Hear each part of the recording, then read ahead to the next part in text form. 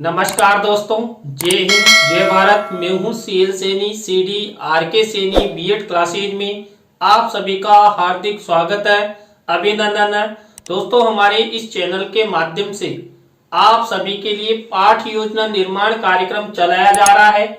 इस पाठ योजना निर्माण कार्यक्रम के अंतर्गत आप द्वारा हमारे इस हेल्पलाइन नंबर पर जो भी पाठ योजना के टॉपिक आप द्वारा हमें सेंड किए जाते हैं, उन्हें हम आपसे बातचीत करते हैं। तत्पश्चात उन पर लेसन प्लान बनाकर हमारे चैनल पर अपलोड करते हैं। दोस्तों, आज की लाइव क्लास के अंतर्गत हम हिंदी गद्य पाठ योजना क्रमांक 39 के अंतर्गत दादी माँ, जो लेखक शिव प्रसाद सिंह द्वारा एक कहानी है और ये एनसीईआरटी की बुक में कक्षा 7 का टॉपिक है। तो दोस्तों, हम दादी माँ इस प्रकरण पर आपको पाठ योजना का निर्माण करना बताएंगे। तो दोस्तों, आप सब बने रहें हमारे साथ, हमारे इस चैनल के साथ। दोस्तों, यहाँ पर जब हम हिंदी गद्य पाठ योजना का निर्माण करते हैं तो सबसे पहले श्यामपट्ट पूर्ति का निर्माण करते हैं।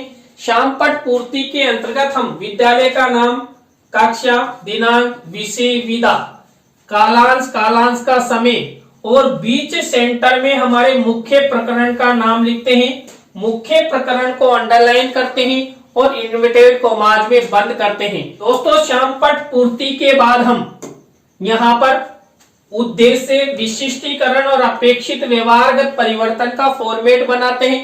दोस्तों, यहाँ पर हम 6 उद्देश्य बनाकर उनके विशिष्टीकरण और अपेक्षित व्यवहारगत परिवर्तन बनाते हैं। तो दोस्तों, यहाँ पर पहला उद्देश्य है ज्ञानात्मक उद्देश्य के अंतर्गत हम ये 1 से 2 विशिष्टीकरण और 2 से 3 अपेक्षित व्यवहारगत परिवर्तन हम अपनी दैनिक पाठ योजना डायरी में बनाते हैं।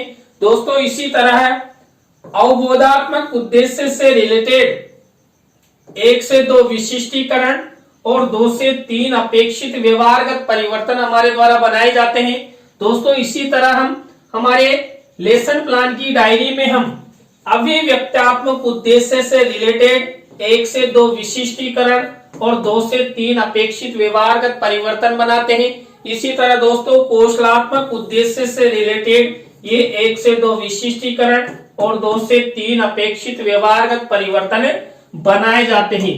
इसी तरह दोस्तों, हम अभिरुच्यात्मक उद्देश्य से रिलेटेड ये 1 से 2 विशिष्टीकरण और 2 से 3 अपेक्षित व्यवहारगत परिवर्तन बनाते हैं। इसी तरह दोस्तों, अभिवृत्त्यात्मक उद्देश्य से रिलेटेड ये 1 से 2 विशिष्टीकरण और 2 से 3 अपेक्षित व्यवहारगत परिवर्तन हम अपनी दैनिक पाठ योजना डायरी में बनाते हैं। तो दोस्तों, आपको यहाँ पर इस तरह उद्देश्य, विशिष्टीकरण और अपेक्षित व्यवहारगत परिवर्तन का फॉर्मेट बनाना है। दोस्तों, इस फॉर्मेट के बाद हम कक्षा शिक्षण सहायक सामग्री का फॉर्मेट बनाते हैं। कक्षा शिक्षण सहायक सामग्री 2 प्रकार की होती है, सामान्य और विशिष्ट। दोस्तों, सामान्य शिक्षण सहायक सामग्री तो हमें मार्केट में रेडीमेड मिल जाती है, लेकिन जो विशिष्ट शिक्षण सहायक सामग्री होती है जिसके अंतर्गत हम चार्ट, चित्र, मॉडल, स्लाइड आदि बनाते हैं। तो दोस्तों, यहाँ पर जो दादी माँ पाठ है इसके अंतर्गत हम चार्ट और चित्र का प्रयोग करेंगे। इसके बाद हम पूर्व ज्ञान का कॉलम बनाते हैं। पूर्व ज्ञान के कॉलम के बाद हम शिक्षण विधि प्रविधि का कॉलम बना देते हैं। तो दोस्तों, यदि आप इस तरह यहाँ तक के फॉर्मेट अच्छे से निर्माण करते हैं तो आपका लेसन प्लान अच्छा बनता है। दोस्तों, इसके बाद हमारा मुख्य लेसन प्लान शुरू होता है। दोस्तों, हमारा जो मुख्य लेसन प्लान है इसका पहला शिक्षण बिंदु, पहला सोपान, पहली स्टेप होती है प्रस्तावना। दोस्तों, प्रस्तावना शिक्षण बिंदु के अंतर्गत हम 3 से 5 प्रस्तावना के प्रश्न बनाते हैं। प्रश्नों में तारतम्यता होती है, जिग जैग होता है, उत्तरों से ही प्रश्न बनाया जाता है। यहाँ पर जो भी प्रश्न बनाए जाती है छात्र छात्राओं के पूर्व ज्ञान पर आधारित होते हैं। दोस्तों, दादी माँ इस कहानी पर मैंने प्रस्तावना के प्रश्न कैसे बनाए। यहाँ पर पहला प्रश्न देखिए, शिक्षा का मंदिर किसे कहते हैं? यानी कि शिक्षा का मंदिर विद्यालय को कहा जाता है। अब जो ये उत्तर मिला, इसी उत्तर से हमारा नेक्स्ट प्रश्न बनना चाहिए, तो बना हुआ है विद्यालय में पढ़ने के लिए कौन जाते हैं? दोस्तों विद्यालय में पढ़ने के लिए बालक बालिका जाते हैं। अब ये उत्तर मिला, इसी उत्तर से हमारा नेक्स्ट प्रश्न बनेगा, बालक बालिकाओं का पालन पोषण किनके द्वारा किया जाता है? तो दोस्तों बालक बालिकाओं का पालन पोषण उनके माता पिता द्वारा किया जाता है। अब दोस्तों जो उत्तर मिला, इसी उत्तर से हमारा नेक्स्ट प्रश्न बनेगा, बना हुआ है, पिताजी की माता को क्या कहा जाता है? देखिए हमारे पिताजी की जो माता है उसको दादी माँ कहा जाता है। अब जो ये उत्तर मिला, इसी उत्तर से हमारा नेक्स्ट प्रश्न बनेगा, तो बना हुआ है, लेखक शिव प्रसाद सिंह द्वारा रचित दादी माँ नामक कहानी के बारे में आप सब क्या क्या जानते हो? तो दोस्तों ये अंतिम प्रश्न हमारा समस्यात्मक हो गया। यहाँ पर दोस्तों उत्तरों से प्रश्न बनाए हैं, प्रश्नों में तारतम्यता है, जिग-जैग है, और दोस्तों जो भी प्रश्न हमारे द्वारा बनाए गए ये सब छात्र छात्राओं के पूर्व ज्ञान पर आधारित है। छात्र छात्रा इन प्रश्नों के उत्तर आसानी से दे सकते हैं। और यहाँ पर हमारे मुख्य प्रकरण की ओर जाते हुए प्रस्तावना के प्रश्न है, तो इस तरह आपको प्रस्तावना की स्टेप अपनानी है। प्रस्तावना शिक्षण बिंदु के बाद हमारी सेकंड स्टेप आती है उद्देश्य कथन की। दोस्तों यहाँ पर उद्देश्य कथन के अंतर्गत हम छात्र छात्राओं को पाठ्याभिसूचना प्रदान करते हैं। यहाँ पर पाठ्याभिसूचना प्रदान की गई है। बच्चों आज हम सब लेखक शिव प्रसाद सिंह द्वारा रचित दादी माँ नामक कहानी के बारे में विस्तार पूर्वक अध्ययन करेंगे।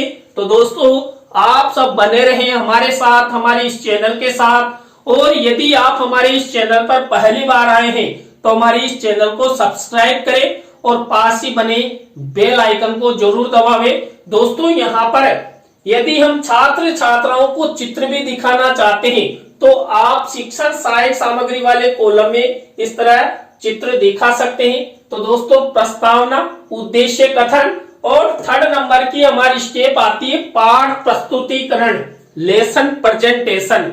इसी के अंतर्गत हमारी पूरी जो पाठ योजना निर्माण की क्रियाएं हैं शिक्षण बिंदु वो संपादित होते हैं। तो पाठ प्रस्तुतिकरण के अंतर्गत जो छात्र अध्यापक छात्र अध्यापिका होते हैं ये छात्र छात्राओं को हिंदी पाठ्य पुस्तक खोलने के लिए कहते हैं। और जो हमारा मुख्य प्रकरण है दादी माँ, इस पाठ की पृष्ठ संख्या के खोलने के लिए भी आदेशित करते हैं। छात्र छात्रा छात्र अध्यापक छात्र अध्यापिका के निर्देश के अनुसार यहाँ पर दादी माँ पाठ को खोलकर देखते हैं। तो प्रस्तावना, उद्देश्य कथन और पाठ प्रस्तुतिकरण के बाद हमारी दोस्तों नेक्स्ट स्टेप आती है आदर्श वाचन। दोस्तों आदर्श वाचन के अंतर्गत यहाँ पर जो हमारा मुख्य पाठ है दादी माँ, इस पाठ की जो विषय वस्तु है उसका आदर्श वाचन छात्र अध्यापक छात्र अध्यापिका द्वारा किया जाता है। दोस्तों इस स्टेप के अंतर्गत आपको एक विशेष कार्य करना है।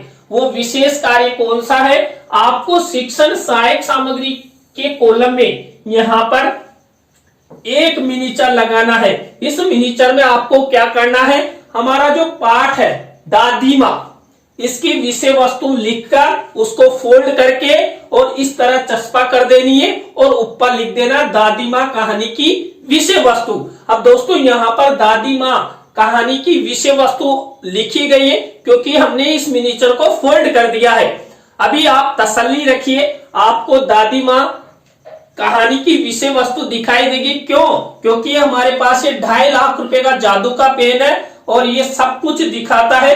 तो दोस्तों यहाँ पर आपने जो विषय वस्तु लिखी है तो वो आपको दिखाई देगी। ये देखिए दादी माँ कहानी की विषय वस्तु। दोस्तों यहाँ पर एक विशेष रूप से आपको ध्यान देना है कि पूरी कहानी एक ही दिन में नहीं लेनी है। आपको उस कहानी को 3 या 4 लेसन प्लान में डिवाइड करके 1 या 2 चैप्टर अनुसार छात्रों को पढ़ाना है, जिससे छात्रों के अच्छी तरह समझ में भी आ जाएगा।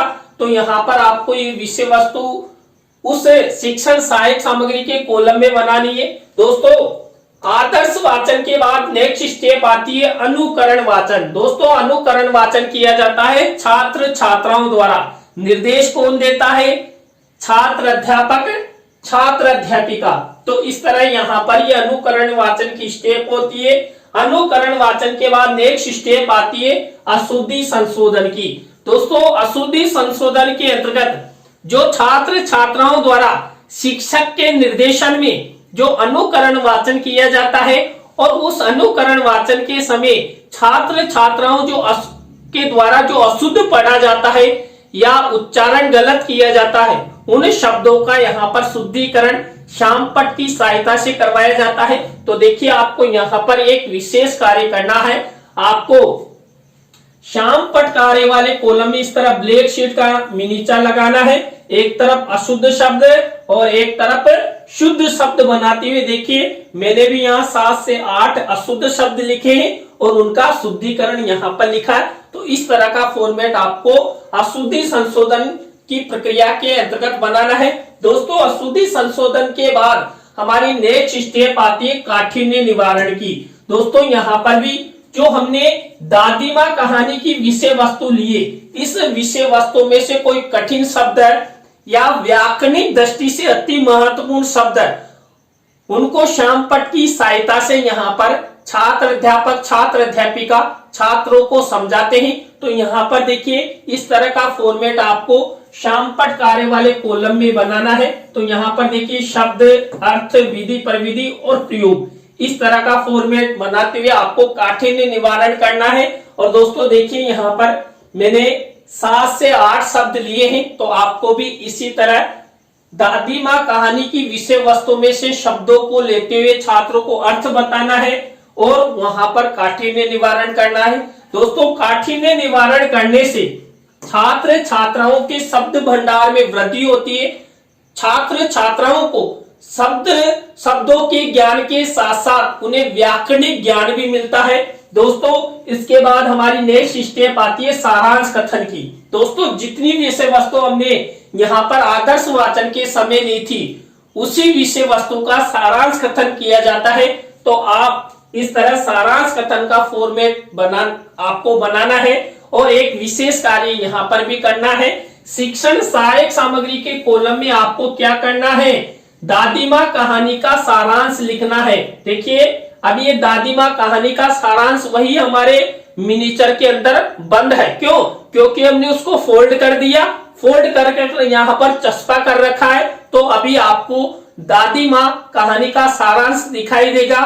वो क्यों दिखाई देगा? क्योंकि हमारे पास ये 2.5 लाख रुपए का पेन है जो दादी माँ की कहानी का सारांश दिखाएगा। तो दोस्तों ये देखिए दादी माँ कहानी का सारांश आपको इस तरह रंगीन मिनीचर पर लिखकर शिक्षण सहायक सामग्री के कॉलम में यहाँ पर दादी माँ कहानी का सारांश चस्पा करना है। दोस्तों सारांश कथन के बाद हमारी नेक्स्ट स्टेप आती है बोध प्रश्न की। दोस्तों जो विषय वस्तु यहाँ पर इस पाठ योजना निर्माण में हमने प्रयोग में लिए, उसी में से ये बोध प्रश्न उत्तर बनाए जाते हैं। आपको इस तरह ये बोध प्रश्न उत्तर बनाने हैं। बोध प्रश्नों के बाद हमारी नेक्स्ट स्टेप आती है मौन वाचन की। दोस्तों मौन वाचन किया जाता है छात्र छात्राओं के द्वारा। निर्देश कौन देता है? छात्र अध्यापक छात्र अध्यापिका। इस तरह आपको मौन वाचन का फॉर्मेट बनाना है। मौन वाचन के बाद दोस्तों हमारी नेक्स्ट स्टेप आती है कौन सी? जो अति महत्वपूर्ण है, विचार विश्लेषणात्मक प्रश्नों की। दोस्तों विचार विश्लेषणात्मक प्रश्नों के अंतर्गत हम क्यों और कैसे वाले प्रश्न पूछते हैं। और यहाँ पर देखिए मेरे द्वारा ये विचार विश्लेषणात्मक प्रश्न बनाए हैं। तो आपको भी इसी तरह इसी फॉर्मेट का प्रयोग करते हुए विचार विश्लेषणात्मक प्रश्न बनाने हैं। विचार विश्लेषणात्मक प्रश्नों के बाद हमारी नेक्स्ट स्टेप आती है मूल्यांकन प्रश्नों की। दोस्तों मूल्यांकन प्रश्नों के अंतर्गत हम देखिए जो विषय वस्तु हमारे द्वारा इस पाठ योजना निर्माण में प्रयोग की गई, उसी में के आधार पर हम ये मूल्यांकन प्रश्न बनाते हैं। तो दोस्तों हम यहाँ पर 3 तरह के मूल्यांकन प्रश्न बनाते हैं। वस्तुनिष्ठ, रिक्त स्थानों से रिलेटेड, सत्य असत्य से रिलेटेड या लघुत्रात्मक अति लघुत्रात्मक से रिलेटेड। तो मेरे द्वारा देखिए यहाँ पर 2-2 प्रश्न लेकर इस तरह कुल 6 प्रश्नों का निर्माण किया गया है। जब दोस्तों आप इस पाठ को अपनी दैनिक पाठ योजना डायरी में निर्माण करें तो आपको इस तरह ब्लैक शीट लगानी है। ब्लैक शीट के ऊपर आपको क्या करना है, ये सिल्वर कलर के पेन से मूल्यांकन प्रश्न लिखने। मूल्यांकन प्रश्नों के बाद हमारी नेक्स्ट स्टेप आती है गृह कार्य की। गृह कार्य के अंतर्गत भी आपको वही ब्लैक शीट का निर्माण करना है और सिल्वर कलर के पेन से छात्र छात्राओं के लेखन कौशल के विकास हेतु 1 या 2 निबंधात्मक प्रश्न आपको होमवर्क के रूप में देना है। तो दोस्तों आज की लाइव क्लास के अंतर्गत हमने हिंदी गद्य पाठ योजना क्रमांक 39 के अंतर्गत लेखक शिव प्रसाद सिंह द्वारा रचित दादी माँ, जो एनसीईआरटी की बुक में कक्षा 7 का टॉपिक है, इस पर आपको लेसन प्लान निर्माण करना बताया। आज का लेसन प्लान, आज की लाइव क्लास आपको कैसी लगी कमेंट्स में हमें जरूर बताएं। अच्छी लगी हो तो लाइक करें, कमेंट्स करें और शेयर जरूर करें दोस्तों। और दोस्तों आप भी चाहते हैं कि सैनी सर द्वारा हमारे किसी भी टॉपिक पर लेसन प्लान निर्मित की जाए तो आप हमारे इस हेल्पलाइन नंबर पर हमसे जरूर कांटेक्ट करें, हम आपसे बातचीत करेंगे, तत्पश्चात आपके टॉपिक पर लेसन प्लान बनाएंगे। तो दोस्तों आज की लाइव क्लास में बस इतना ही। न्यू लाइव क्लास के साथ हम आपसे फिर मिलेंगे CDRK सैनी बीएड क्लासेज पर। जय हिंद, जय भारत, राम राम।